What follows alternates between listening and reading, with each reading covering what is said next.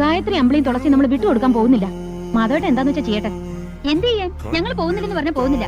ഇനി ബലമായിട്ട് കൊണ്ടുപോകാനാണെങ്കിൽ കോടതിയിലും പോലീസിന്റെ സഹായം തരണം, അത്ര തന്നെ. അങ്ങനെ സഹായം തേടേണ്ടിയിരുന്നത് ഇപ്പോഴല്ലേ ഗായത്രി, കുറെ മുമ്പ്. കൃത്യമായിട്ട് പറഞ്ഞ 16 വർഷം മുമ്പ്. പള്ളിക്കുടത്തിൽ പഠിക്കുന്ന മാധവൻകുട്ടി എന്ന കൊച്ചു പയ്യന്റെ കയ്യിൽ ഈ നിൽക്കുന്ന അമ്പിളിയെ പ്രസവിച്ചിട്ടിട്ട് നിങ്ങളുടെ അമ്മ പോയില്ലേ അന്ന്.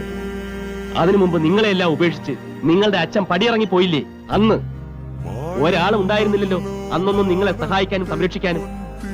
ഇപ്പൊ പോലീസ് വേണം, കോടതി വേണം. ഇങ്ങനെ ഒരു ഏട്ടനെ കിട്ടാൻ നിങ്ങളൊക്കെ തപസ്സിരിക്കണം, തപസ്. നിങ്ങൾക്ക് വേണ്ടി അല്ലാതെ ഒരു നിമിഷം അയാൾ ജീവിച്ചിട്ടുണ്ടോ?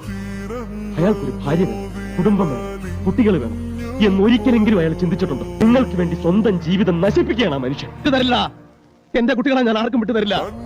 എന്റെ എല്ലാമാണ് അവര്. അവരില്ലാണ്ട് ഒരു നിമിഷം പോലും ഞാൻ കഴിഞ്ഞിട്ടില്ല. അവരില്ലാണ്ട് ഒരു ജീവിതം എനിക്കില്ല.